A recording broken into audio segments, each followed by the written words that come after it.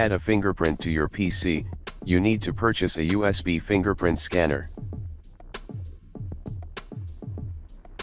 Let's see how to install USB fingerprint scanner. Now turn on your PC and go to the settings.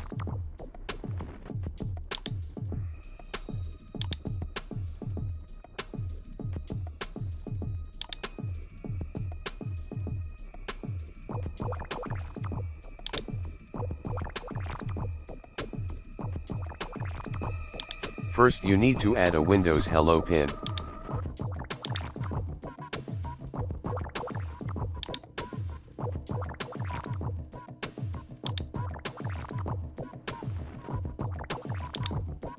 Then set up your fingerprint.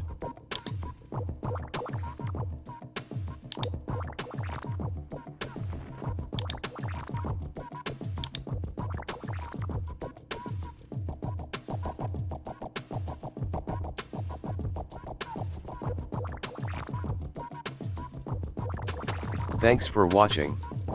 If you like our videos, please subscribe.